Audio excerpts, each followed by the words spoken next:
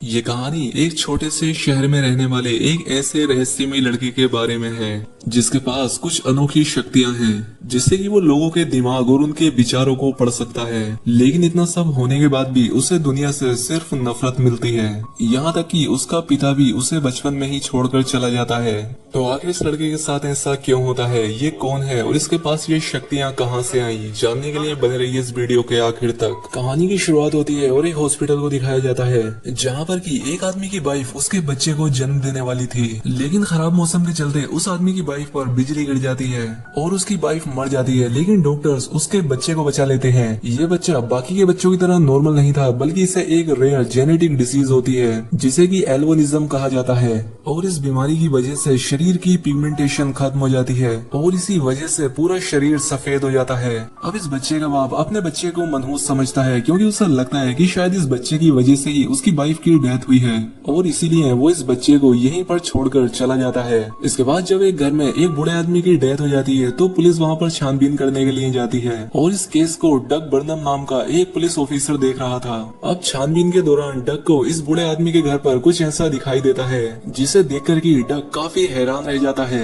अब इसके बाद डग जेसी नाम की एक साइकोलॉजिस्ट से इस बारे में बात करता है। खैर अब डग की बात सुन लेने के बाद जेसी डग के साथ उस बूढ़े आदमी के घर जाने का फैसला करते हैं और इसके बाद ये दोनों नीचे बेसमेंट में पहुंच जाते हैं जहाँ पर हमें एक काफी अजीब सा लड़का दिखाई देता है। इस लड़के का पूरा शरीर सफेद था जिसके शरीर पर एक भी बाल नहीं था। अब जेसी जैसे ही उसे देखती है वो काफी हैरान रह जाती है। वो उस लड़के से उसका नाम पूछती है और ये लड़का उसे अपना नाम जेरेमी बताता है और जेरेमी वही लड़का है जिसके पिता उसे हॉस्पिटल में छोड़कर चले गए थे, जिसके बाद उसके दादा ने उसे अपनाया था और उसे दुनिया से छिपाकर यहाँ पर रखा था। यानी कि जेरेमी अभी तक बाहर नहीं गया था और न ही इसकी पढ़ाई स्कूल से हुई थी। लेकिन फिर भी जेरेमी के पास बहुत सारी किताबें थी। हालांकि जेरेमी बाकी लड़कों की तरह शारीरिक रूप से इतना ताकतवर नहीं था, लेकिन मानसिक रूप से उसका कोई मुकाबला नहीं था। वो काफी होशियार था और यही वजह होती है कि जेरेमी को अपनी लाइब्रेरी की एक एक किताब का हर एक पेज याद था।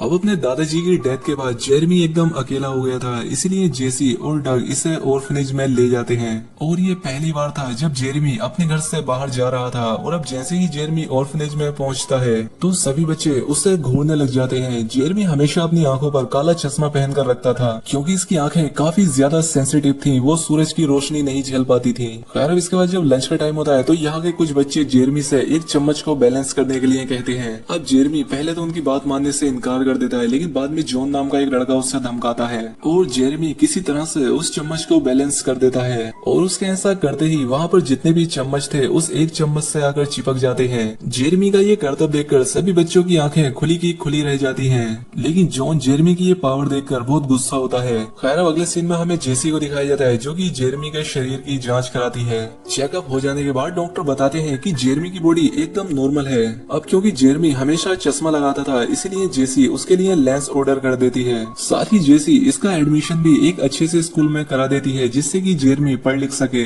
खैर अब इसके बाद जेरेमी अपने स्कूल में फिजिक्स की क्लास में बैठा होता है और डोनाल्ड नाम का टीचर इन्हें बिजली के बारे में पढ़ाता है। इसी क्लास में लिंडसी नाम की एक लड़की भी थी जो कि काफी गौर से जेरेमी को देख रही थी। अब इसी दौरान उनका टीचर डोनाल्ड एक इलेक्ट्रिसिटी मॉडल पर एक एक्सपेरिमेंट करता है जिसमें से कि बिजली निकलना शुरू हो जाती है और बिजली को देखते ही जेरेमी की पूरी बॉडी कांपने लगती है और धीरे धीरे ये बिजली इतना ज्यादा बढ़ जाती है कि जेरेमी के पास आ जाती है और बिजली को आता देख ऐसा लग रहा था जैसे जेरेमी इसे अपनी तरफ खींच रहा है। ये देखकर डोनाल्ड बिजली को तुरंत बंद करता है और जेरेमी को हॉस्पिटल लेकर जाता है। और जब डॉक्टर जेरेमी का चेकअप करते हैं तो वो पाते हैं कि इतने बड़े शॉक के बाद भी जेरेमी को कोई भी चोट नहीं आई है और ना ही उसे कोई जख्म हुआ है। यहाँ हॉस्पिटल में डग भी आ जाता है। यहाँ पर डोनाल्ड उसे बताता है कि जेरेमी ने बिजली को अपनी तरफ अट्रैक्ट कर लिया था और शायद यही वजह है कि जेरेमी की बॉडी पर एक भी बाल नहीं है। ये बात सुनकर डग जेरेमी से मिलने के लिए जाता है, लेकिन जेरेमी कमरे से भाग जाता है और अकेला सड़क पर जा रहा होता है कि तभी जेरेमी की रास्ते में लिंडसी से मुलाकात होती है। जेरेमी इससे रेलवे लाइन का पता पूछता है और अकेला ही रेलवे ट्रैक से अपने घर के लिए निकल जाता है। लेकिन तभी रास्ते में डग उसके सामने आ जाता है और जेरेमी से घर चलने के लिए कहता है। पहले तो जेरेमी डग से मना करता है, लेकिन डग के काफी जिद करने के बाद वो उसके साथ चला जाता है। यहाँ पर उसे एक कमरे में ले जाया जाता है जहाँ पर कि बहुत सारे लोग होते हैं। यहाँ पर एक आदमी जेरेमी को बताता है कि जेरेमी तुम्हारा IQ इस दुनिया में सबसे ज्यादा ज्यादा है, तो तुम बताओ कि ये तुमने बुक से सीखा है या कहीं और से। जिस पर जेरमी उसे बताता है कि मैं रेडियो या टीवी के पास नहीं जा सकता क्योंकि ऐसा करने से वो खराब हो जाते हैं। खैर अब इसके बाद जेरमी अपने घर जाने के लिए कहता है, जिस पर ये लोग उसे बताते हैं कि बैंक ने तुम्हारे घर को सीज कर दिया है। ये बात सुनकर जेरमी यहाँ से चला जाता है। खैर अब इसके बाद जेरमी का स्कूल एक एक्टिविटी प्लान करता है जिसमें कि वहाँ के शेरिफ भी शामिल थे, लेकिन जेरमी इससे भी खुश नहीं होता और वो अकेला ही जाकर बैठ जाता है। यहाँ पर वो डक को बताता है कि वो जब भी बिजली को कड़कड़ाते हुए देखता है तो लगता है कि शायद वो बिजली मेरी तरफ आ रही है और यही वजह थी कि उसकी माँ भी बिजली की वजह से ही मरी थी। खैर अब अगले दिन डंकन एक हिरन को मार देता है और इस बात को किसी से भी बताने के लिए मना कर देता है। यहाँ पर जेरमी भी होता है और वो उस हिरन को मरा हुआ देखकर काफी दुखी हो जाता है।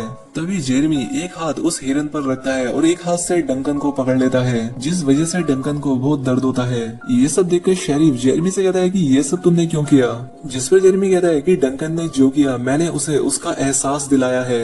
यहाँ पर जेसी उससे कहती है कि देखो तुम हमारे दोस्त हो, तुम हमें सब कुछ बता सकते हो, लेकिन जेरमी यहाँ से गुस्सा होकर चला जाता है। दूसरी तरफ हमें डक की बीमार वाइफ को दिखाया जाता है। डॉक्टर डक को बताता है कि जितने टाइम से तुम्हारी वाइफ इस दर्द को सह रही है जरूर कुछ न कुछ तो ऐसा है जो तुम्हारी वाइफ को रोके हुए है। इसके बाद डक उसे पिछले हादसे के बारे में पूछने के लिए जाता है कि आखिर जेरमी ने उसके साथ क्या किया था, जिस पर डंकन बताता है कि जब जेरमी ने उसका हाथ पकड़ा था तो वो हिरन को तड़पते हुए उसकी एक एक सांस को, उसके दर्द को महसूस कर पा रहा था। उस वक्त वो बहुत दर्द में था। ये बात सुनकर डक जेरमी को अपनी वाइफ के पास लेकर जाता है ताकि वो उसकी वाइफ के बारे में भी कुछ बता सके। और जब जेरमी डक की वाइफ को छूता है तो उसके दिमाग में चल रही सारी बातों को बताता है। जेरमी कहता है कि ये चाहती है कि तुम अपने बेटे को माफ कर दो, और दूसरा ये कि वो अपनी शादी की अंगूठी को पहनना चाहती है जो कि काफी सालों पहले खो चुकी थी। ये बात सुनने के बाद डक अपनी वाइफ को अंगूठी पहनाता है, जिसके बाद उसकी वाइफ की डेथ हो जाती है। अपनी माँ की डेथ के बारे में सुनने के बाद उसका बेटा उससे मिलने के लिए आता है और डग अपने बेटे को देखकर उससे गले लगा लेता है। ये सब जेरमी देख रहा होता है और इमोशनल होकर रोने लग जाता है। खैर अगले सीन में हमें जेरमी और लिंडसे एक पार्क में बैठे हुए नजर आते हैं। जेरमी यहाँ पर सभी के मन की बात बता रहा होता है। वो कहता है कि यहाँ पर सभी लोगों का सोचना ये है कि वो सबसे अलग है, लेकिन ऐसा नहीं है। वो सब हर एक चीज से जुड़े हुए हैं, लेकिन ये उसकी सारी बातें लिंडसी के समझ में नहीं आ रही थी।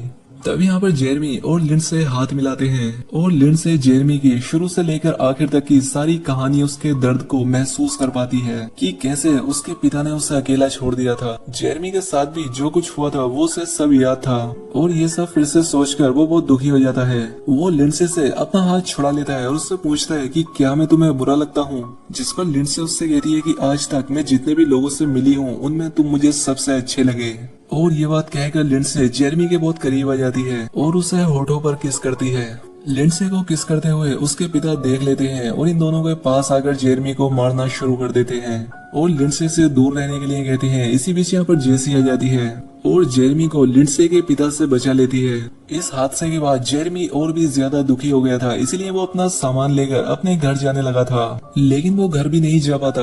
अब अगले सीन में हमें जेसी जेंट्स बाथरूम में दिखाई देती है। जेरमी अपना ज्यादातर समय यहीं पर बिताता था। जेरमी यहाँ पर एक लड़के को देखता है जिसके बहुत ही खूबसूरत बाल थे। वो भी अपने ऐसे ही बालों के बारे में सोचता है, लेकिन उसके पावर्स की वजह से ये मुमकिन नहीं था। अब यहाँ पर जेरमी को जॉन देख लेता है और उसे परेशान करना शुरू कर देता है। जॉन जेरमी को परेशान करने के लिए उसकी टोपी भी छीन लेता है और अपने सर पर लगा लेता है और इसके बाद जेरमी से कहता है कि अगर तुम वाकई में मर्द हो तो मुझसे ये टोपी छीन कर दिखाओ। और इसीलिए जेरमी जैसे ही अपनी टोपी लेने के लिए जॉन की तरफ हाथ बढ़ाता है तो जॉन जेरमी का हाथ पकड़ लेता है और उसके हाथ पकड़ते ही जेरमी जॉन की पिछली जिंदगी को महसूस करता है कि कैसे उसके सौतेले बाप ने उसे टॉर्चर किया और उसकी जिंदगी किस तरह से बीती थी।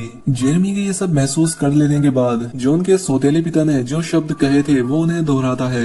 इसके बाद जॉन और उसके बाकी के दोस्त जेरमी को लेकर बाहर आ जाते हैं और वो उसके सारे कपड़े फाड़ देते हैं, जिसके बाद ही उसे बहुत परेशान करते हैं और वो उसे यहाँ पर कीचड़ में फेंक देते हैं। जेरमी इन लोगों के सामने पूरी तरह से हार चुका था। अब उसे गुस्सा आ जाता है और वो गुस्से में अपनी सुपर पावर को इस्तेमाल करता है। उसके गुस्सा आते ही बिजली कड़कड़ाने लगती है और इन लोगों पर गिर जाती है। जेरमी को तो इससे कुछ भी नहीं होता, लेकिन जॉन की सांसें रुक जाती हैं। ये देखकर जेरमी जॉन को बिजली के छोटे छोटे शॉक देता है और फिर से उसकी धड़कन धड़कन वापस लाता है। इसके बाद जेरमी अपने घर वापस चला जाता है, लेकिन यहाँ पर इसके घर का सारा सामान जब्त हो चुका था। जेरमी यहाँ पर अकेले घर में ही बैठ जाता है। तभी यहाँ पर जेसी आती है। वो यहाँ पर जेरमी को समझाकर उससे गले लगा लेती है। इसी बीच यहाँ पर डोनाल्ड भी आ जाता है, जो कि अब जेरमी का बहुत ही अच्छा दोस्त बन गया था। जेरमी को परेशान देखकर जेसी उससे कहती है कि अब मैं तुम्हें एक ऐसी जगह ले जाऊंगी जहाँ तुम्हें कोई भी परेशान करने वाला नहीं होगा।